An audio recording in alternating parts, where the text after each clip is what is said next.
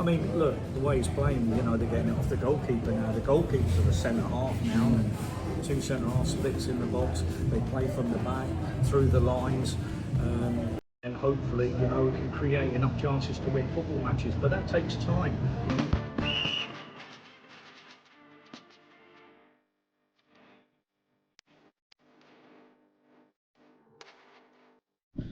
Hello and welcome to the latest edition of All Wednesday. I'm here with another very special guest, Imre Varadi. We've come quite close to your house today. Thanks very much for making the trip there. How you doing? Yeah, it was a couple of minutes, so a couple of minutes walk, that was fine. Excellent. Imre, you joined Wednesday at an interesting time, didn't you? It was before I suppose the glory years that a lot of people remember now of the 90s.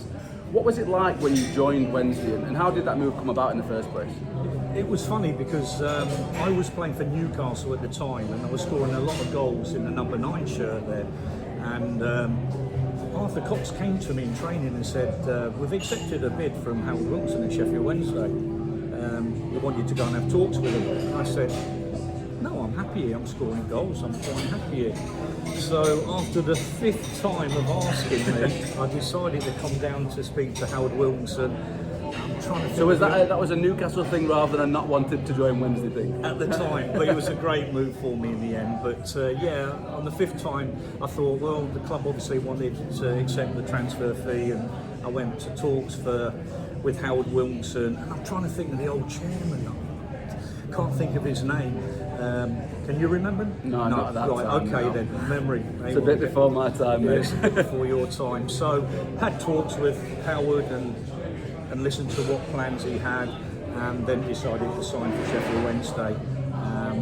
And it was a great move for me, to be honest. We really had a good team. There was Mel Sterling, Mark Smith, you know, quite a good Gary Bannister, you know, Gary Shelton, Gary Megson. So I'm pulling out all the old ones now, but we really had a good team at the time. Yeah. And we was, you know, good enough to get promotion that season. I mean, you liked it here so much that you're still here now. I want to ask you about that, because you find it with a lot of people. A lot of players that have played for Wednesday over the years kind of made a home here. What do you think it is about this city, and why do you think people do stick around so much afterwards?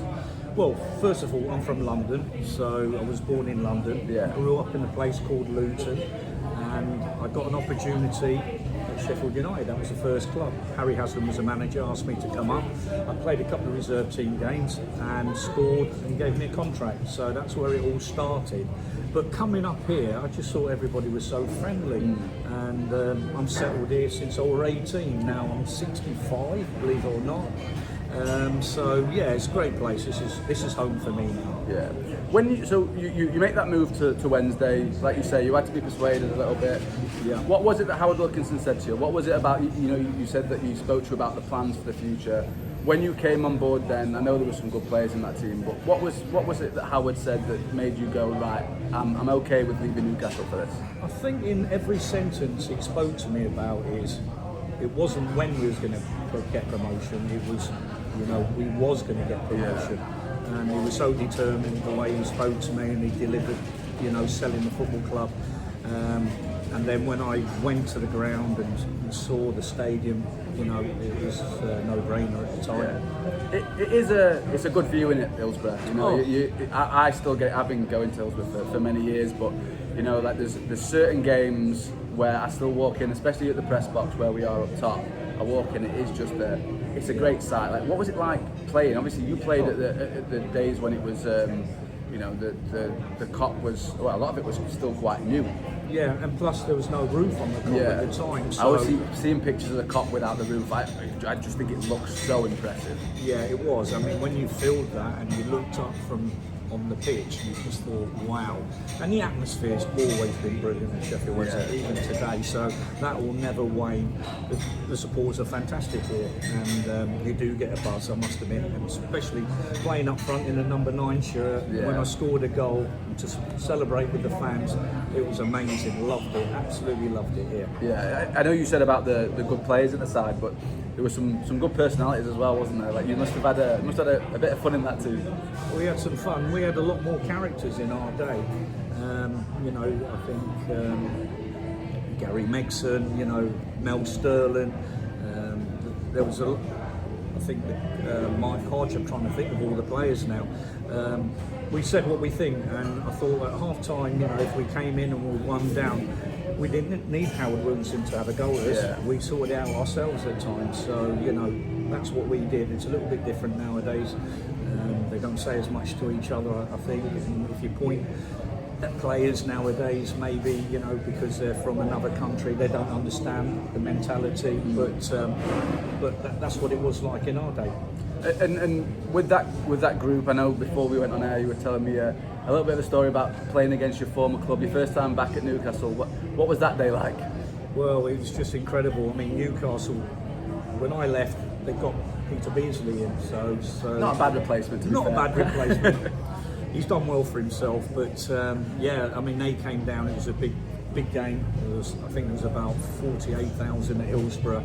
It was my first game against them, and so it got built up for that game, and I was ready for it. So I wanted to prove Arthur Cox and Newcastle they should have never let me go, and I managed to score the first goal.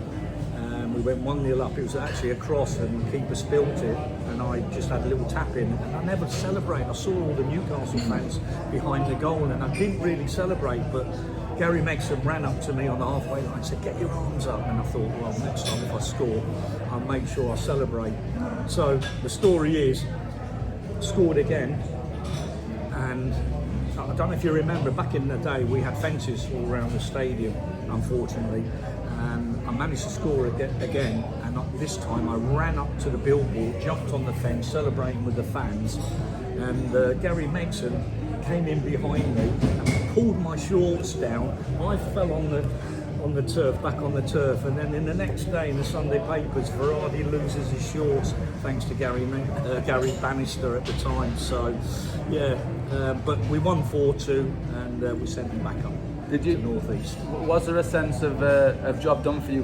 Because like you said, you didn't want to leave Newcastle. No, it wasn't something you wanted to do. So playing in that game and scoring a brace, that must have felt, I suppose, vindication for yourself. It was amazing. I think I went to straight after the game, the newspaper, I think it was the Mirror at the time, wanted me to do a special opening champagne, and they made a right fuss of me after that game. So no, it felt good. It felt good to score 2 goals and obviously 3 points for Sheffield Wednesday at the time. Yeah, I want to ask you about Mel Sterling. Obviously, he's a Sheffield lad. I know you guys are still quite close. For this current generation, can you just explain how good Zico was as a footballer? He's my best mate. I see him almost every day. I saw him yesterday for a coffee, and every time we get together, we talk about all sorts of things, obviously football. Yeah. But Mel, I don't think he realised how good he was. When he first burst on the scene, they tagged him with Zico because he kept running up the wings. He played like the old wing backs, and that's what Howard brought. He brought in 3 centre halves with 2 wing backs. Mel Sterling was one on the right hand side. Yeah. And he had the energy to get up and down, and the rest of it. I mean, he created so many crosses and chances to make goals. He had a great technical free kick on him. He was powerful, he could defend, he can attack. He was a good all-rounder, and he played at the very highest level. He managed to make a full international cap.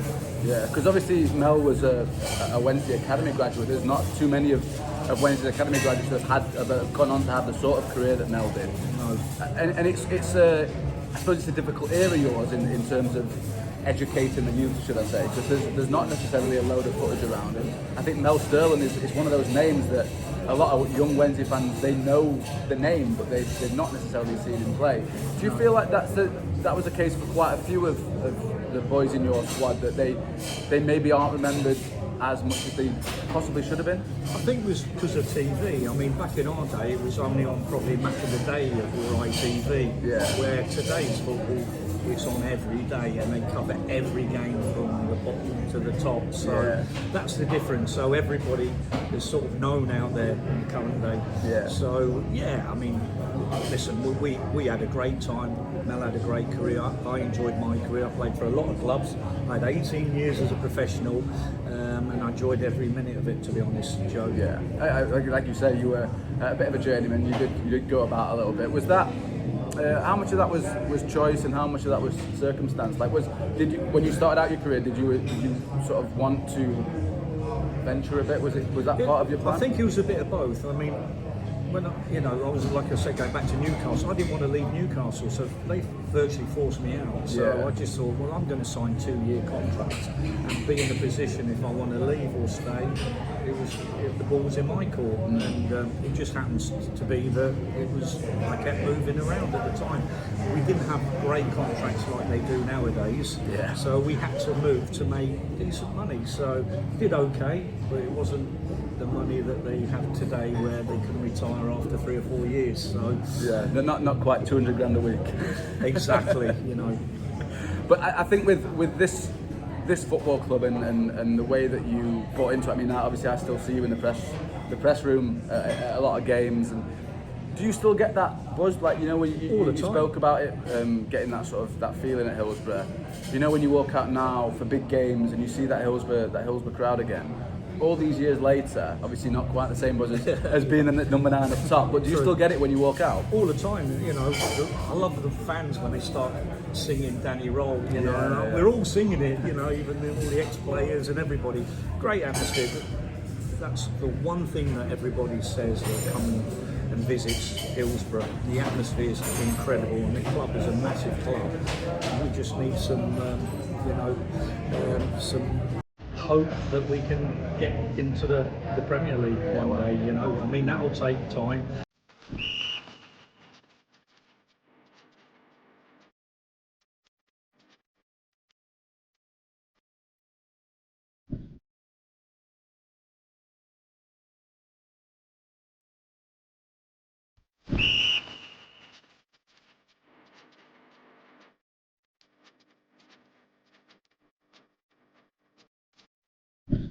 Hello, welcome back to part 2 of this week's All Wednesday with Imre Varadi. Imre, we'll get straight back into it. You liked it so much at Wednesday. Not only did you stay afterwards, but you signed for us twice. Can you tell us a little bit about what made you come back the second time around? Well, I was at Man City, and Howard Wilkinson called me again and said, look, I want to bring you back to Sheffield Wednesday. My contract was up at City. So I said to him, what are the rumours that I'm reading? Looks like you're going to Leeds United. And he said, Imre, I'm not going, come back here and let's get you going again. So I've signed for Sheffield Wednesday under Howard. Within a week, he disappeared to Leeds United. Can you believe that? Oh my word. So what's going through your head at that point? Are you thinking, oh, he's done me up here? Or like, what's... Because obviously you knew the club, so you knew you weren't coming back to a bad place, but you obviously weren't signing for the man that signed you. No, but Sheffield Wednesday was struggling a little bit. The team was dispersing. I think there's a lot of new players coming. There was a lot of young kids coming through at the time, so they were struggling at the time. But that was so funny though, when I just laughed about it. Did he call you to say, oh, by the way, Imre, I'm leaving? No, he just disappeared after about a week, and I thought, crumbs, Howard. But I was lucky after that, because he came and signed me the third time. He took me to Leeds United, so I couldn't complain. He bought me 3 times in my career. So good, it's a good relationship. Great. In fact, I texted him last night, believe it or not, to ask him how he is and how is he doing? Yeah, he's fine. He's fine. Yeah, he's still well, and everything's fine. Yeah, you had a spell in the big run at Wednesday. Yeah, a short spell, because Ron came in. He wanted to bring out his own players. And he wanted to play a certain way, which is fair enough, and I was one of them that left. I remember playing under his first game with Hursley, me and Hursley up front, and Hursley was just coming through then. Yeah, and I remember he was a teenager at that point. He was a teenager, but what a talent, what a player. Just before you go on, just on Hurst, because obviously you saw, I suppose, the blossoming of it, because he came through from Barnsley, and there was a lot of hype about him as a local boy and all that kind of thing. I remember speaking to other people that have said, like, immediately he looked ridiculous. Did you find the same thing? Like he came through, and even as a teenager, you thought this kid's got something. Well, Sheffield Wednesday bought him for 250,000, so it was a lot of money in those days. Of course. But did he excel? Wow! I mean, you could tell he had talent in training. You can see it first time, first day or so in training. You just saw, wow, this kid's got a chance. And that left foot of his, wow, it's like a wand, wasn't it? Powerful, strong, turn inside, outside, and scores goals from anywhere. And he was a hero here, wasn't he, Hursty? Still is, and he still lives here, like me. Yeah, no, exactly. But sorry, you were saying about sort of playing for Ron and when Hursty came in the first place. And I played with Hursty up front to start with, but we're a little bit similar. We wasn't a big one and a small one, so I moved on, and then I think Ron bought someone, Gary Thompson from Sheffield Wednesday, am I wrong? From West Brom, sorry. Yeah. He brought him in, which was a bigger target man. Yeah. And Ron built a great team, didn't he, really? Yeah, they went on to do some decent things there with Big Man. What was he like? Because obviously he's a manager that so many people, even though you didn't, it didn't necessarily work out for you in the Big One at Wednesday. No. Was he one of those people that just commanded respect and commanded attention when he walked into a room? Yeah, 100%. Some managers don't have that. He certainly had it. And what I liked about Ron was he loved players just playing football. Get the ball, play it. Play a certain way for Ron. And one or two players got up to one or two tricks, and he would turn a blind eye. And that's why the players had so much respect, because if you did it on a Saturday, you can do what you want sometimes and get away with it. Yeah. But as long as you didn't overstep the mark all the time. Ron was great with players. He knew how to get the best. He knew how to wind players out, and he just knew how to get a winning formula. And that's what happened in it. Yeah. We've heard a few stories over the years about Josephines and ham hands and places like that. Was that because obviously that was it's spoken about a lot with that group, the 90s with Chris Waddle and those guys. Was it part of things for you at Wednesday as well, or was that still? Yeah, that was still there. I remember Howard Wilson and Peter Eustace saying to us as a team, look, go out, I don't want to see you in the nightclub. Well, we were all in Josephine's. Who trots in about 2 a.m. in the morning? Peter Eustace. Did we scatter? Was he coming in himself, or was he coming to check? He was coming in to check, not himself. But talk about scattering. Crumbs, hiding we under found tables every and exit. everything. Yeah, hiding and found every exit to get out of the place. And but coming the next day, we trained hard and get back to our own ways. Yeah. So I wanted to talk about, I suppose, an interesting thing that happened with you, because there was a point when just below Bananas started turning up at football grounds. Can you tell us what happened there? Again, I was at Man City 36 years ago. This started 1987. We were at Main Road, and we had some good players. Bush up front, Nick McCarthy was club captain. We had some good young talent coming through, and a fan brought this inflatable banana, and then all of a sudden they started calling me Imre Banana. I thought, that's weird. Anyway, the next game started to expand, and there was 100 bananas, and then it just swept the country right through, to Arsenal. Everybody had a banana inflatable. Some say West Ham had inflatable hammer, Grimsby had inflatable fish, and it just took off.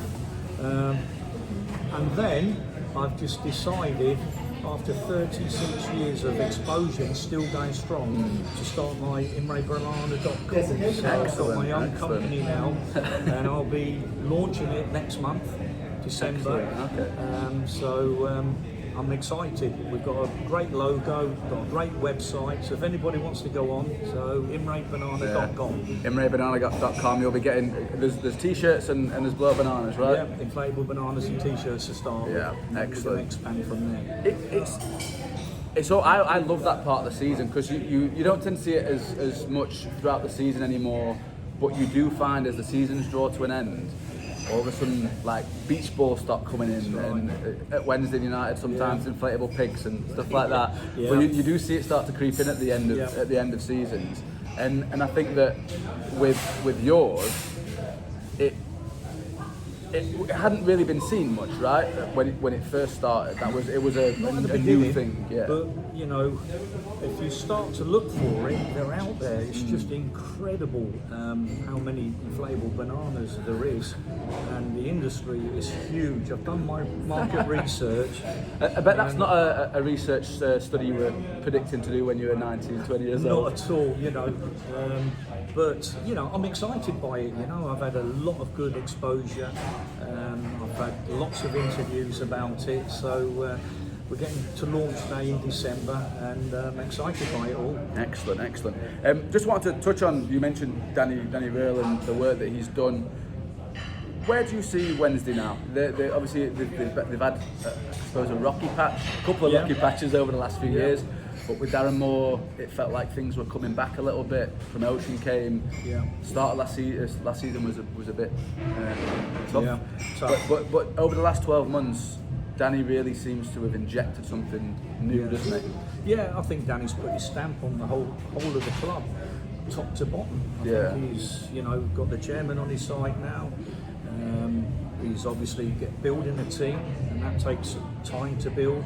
There's a certain way he wants to play, and it's good football, it's winning football, and you know, it just takes time. We've just really got to give him time, and it's hanging on to this guy because, you know, everybody loves him, and we're, you know what it's like when a manager comes in, he's refreshing and playing a certain way, and you know, you start doing well for yourself. There's always other clubs that want to come and pinch him. Yeah. But you mentioned earlier about Big Ron and him wanting to sort of, for people to play and to be football. That is one thing that Danny's big on, isn't it? Like you almost sometimes to his detriment even, you know, you go against bigger clubs, or better clubs should I say, and he still wants to have a go, he still wants to have a pop, and I think that's one of the reasons Wednesday fans have got on side so quickly with Danny, is because they can see that he's not looking to sneak things, is he? He wants to win and win well. Exactly, yeah. I mean, look, the way he's playing, you know, they're getting it off the goalkeeper now. The goalkeepers are the centre half now, and two centre half splits in the box. They play from the back, through the lines, and then hopefully, you know, we can create enough chances to win football matches. But that takes time. He's putting his stamp on the team, which he's doing now.